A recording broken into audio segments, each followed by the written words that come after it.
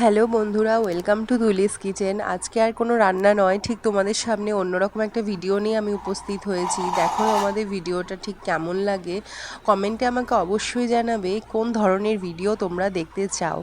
আজকে যে ভিডিওটা আমি করছি সেটা সমস্ত আমার ভিডিও থেকে একদম টোটালি আলাদা। দেখতে থাকো, তোমরা অবশ্যই বুঝতে পেরে যাবে। এখন পড়ে গিয়েছে শ্রাবণ মাস, যার জন্য আমি রেগুলারই শিব পুজো করছি, গোটা মাসটা নিরামিষ খাচ্ছি, উপোস রেখেছি প্রত্যেক সোমবার এবং নিত্যদিন ভগবানের সেবা আমি কি করে দিচ্ছি তোমরা সেইটুকুই একটু আমাকে দেখানোর জন্য একটু সাহস জুগিও। দেখো, এখানে আমার বাড়িতে যেহেতু শিব ঠাকুর রয়েছে, তার জন্য আমাকে নিত্য সেবা কিন্তু কিছু না কিছু দিয়েই থাকতে হয়।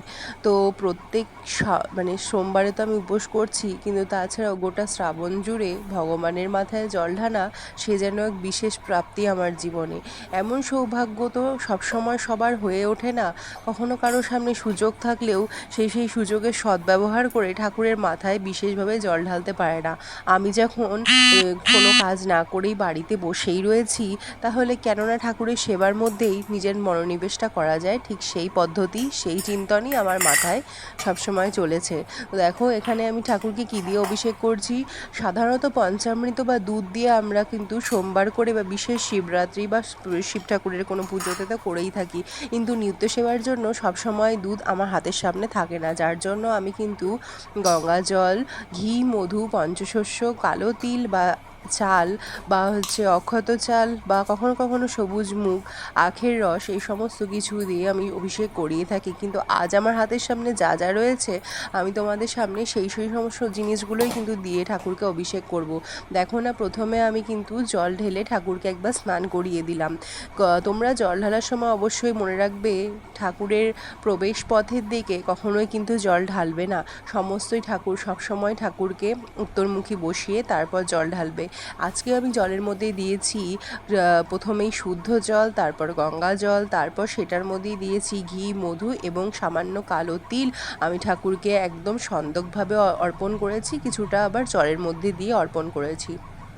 তারপর আমাদের ভগবান শিবের যে সমস্ত প্রিয় প্রিয় ফুল রয়েছে, যেরকম নীলকণ্ঠ, বেলপাতা তো অতি প্রিয়, সাদা ফুল এবং চাপা ফুল, এই সমস্ত কিছু ফুল দিয়ে আমি ঠাকুরকে অর্পণ করার চেষ্টা করেছি বা সাধ্যমতো তাকে খুশি করার চেষ্টা করেছি।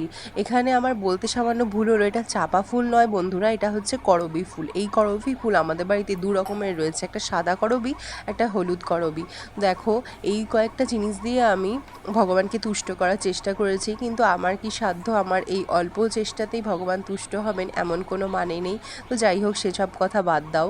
তো ঠাকুরকে এভাবে প্রথমে স্নান করিয়ে তারপর জল ঢেলে আমি শুদ্ধ পাত্রে কিন্তু বসিয়ে দিব। আর একটা কথা তোমরা অবশ্যই মনে রাখবে, যে জল ঢালার পর সেই জল ঢালা পাত্রে কিন্তু ভগবানকে কখনোই সারা রাত বা সারা দিনের জন্য ওভাবেই ছেড়ে দেওয়া উচিত নয়। তাতে কিন্তু তোমার পুণ্যকর্মের ফলটি আরও কেটে যেতে পারে। তুমি হয়তো সৎ উদ্দেশ্যে সেই সমস্তভাবে জল অর্পণ করলে, কিন্তু তার তোমার সমস্ত ফল বিফলে যেতে পারে শুধুমাত্র সারাক্ষণ ধরে ঠাকুরকে সেই জলময় পাত্রে বসিয়ে রাখলে।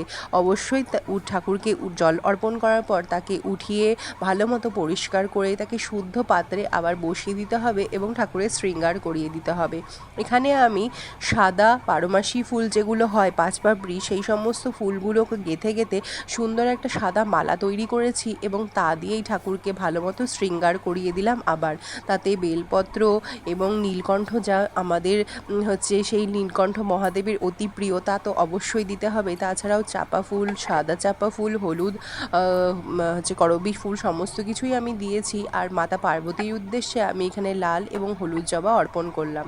দেখো না, এইটুকু প্রয়াসই আমাদের শিব ঠাকুরকে কতটাও না সুন্দর লাগছে। আর এখানে প্রতিদিন চেষ্টা করি আমি ধূপ ধরানোর, কারণ প্রত্যেক সোমবারে তো আমি ধূপ ধুনো অবশ্যই দেখিয়ে থাকি, কিন্তু প্রত্যেকটা শ্রাবণ মাসের প্রত্যেকটা দিনই যদি জল অর্পণ করে ধূপ ধুনো এভাবে কর্পূর লবঙ্গকে দেখানো যেতে পারে, তাহলে বাড়ির যত সমস্ত নেগেটিভিটি আছে সমস্ত কিছু দূর তো হয়, প্লাস আমাদের মনটাও একটা প্রশান্তিতে ভরে থাকে, যে না, খুব সুন্দরভাবে ঠাকুরের পুজোটা সম্পন্ন হলো। হোক না সেটা নিত্যদিনের পুজো, তবুও যদি সেটা সুন্দরভাবে হয়, মন যেন প্রশান্তিতে ভরে ওঠে এবং মনের মধ্যে এক আকুলতার শান্তি যেন বয়ে থাকে। যার জন্য দেখো, আমি খুব সুন্দরভাবে এখানে মোটামুটি ধূপ জ্বালিয়ে নিয়েছি। এবং তারপর আমি আরতি করে নিচ্ছি। ঠাকুরের এখানে ভোগ দেওয়া হয়ে গিয়েছে, আমার সমস্ত ঠাকুরের আসনটা তোমাদেরকে দর্শন করালাম। দেখবে এবং দেখে কমেন্ট করে আমাকে অবশ্যই জানাবে কেমন লাগছে। প্রত্যেক দিন কিন্তু এভাবেই নানা রকম ফুলে সুসজ্জিত হয়ে থাকে আমার আসন। ঠাকুরের কৃপাতেই যেটুকু ফুল আমি পাই তা দিয়েই খুব সুন্দরভাবে যে সমস্ত ঠাকুরের যে সমস্ত ফুল পছন্দ তা দিয়ে শৃঙ্গার করার চেষ্টা করি। আর অবশ্যই একটা ঘিয়ের প্রদীপ আমি প্রত্যেক দিন এই শ্রাবণ মাসে মহাদেবকে অর্পণ করেছি, শুধুমাত্র সবার মঙ্গল কামনাতে। তিনি যেন সবাইকে ভালো রাখেন, সুস্থ রাখেন এবং সবারই সমস্ত আটকে থাকা বাধা বিপত্তিকে দূর করে একটা সুস্থ সুন্দর জীবন যেন প্রত্যেককে ভরিয়ে দেয়, এটাই আমার ঠাকুরের কাছে কামনা থাকে। দেখো এখন ধূপধুনো করে দিয়ে দেখিয়ে দিয়ে সুন্দরভাবে আমি ধূপকাঠি জ্বালিয়েও কিন্তু আরতি করে নিচ্ছি। এই ঘিয়ের প্রদীপটা আমি সবসময় ঠাকুরের উদ্দেশ্যে তার সামনেই রাখি, যেন তার প্রজ্বলিত আলোয় যেভাবে চারিদিকটা আলোকিত হয়ে রয়েছে, ভগবান যেন ঠিক সেভাবেই আমার জীবনটা এবং আমার উদ্দেশ্যে আমাদের সকলের জীবনটা যেন খুব ভালো মতো ভরিয়ে দিতে পারে। আমি আমার সমস্ত ইউটিউব ফ্যামিলি পরিবারের মঙ্গল কামনা ঠাকুরের কাছে অবশ্যই করেছি এবং প্রতিনিয়ত করে চলবো। তোমরা আমাকে সবসময় সাপোর্ট করতে থেকো এবং আমাকে উৎসাহ জাগিও যেন আমি প্রত্যেক দিন তোমাদের সামনে সুন্দর সুন্দর ভিডিও উপস্থাপন করতে পারি। দেখো না, ধূপধুনো দিয়ে আরতি করার ফলে আমার এই ঠাকুরের আসনটি এবং স্বয়ং মহাদেব কি সুন্দর লাগছে তাকে দেখতে। তার দিক থেকে যেন চোখ ফেরানোই আজকে দায় ছিল। এত সুন্দর শৃঙ্গারের পর চারিদিকে ধূপধুনো দিয়ে এই মহাজাগতিক পরিবেশ যা সৃষ্টি হয়েছিল তা শুধুমাত্র আমি উপস্থিত ছিলাম বলেই সেটা আমি ফিল বা অনুভব করতে পারছিলাম। ফোনে দেখে হয়তো বোঝা যাচ্ছে না, কিন্তু এক অপূর্ব সুন্দর সুগন্ধতে এবং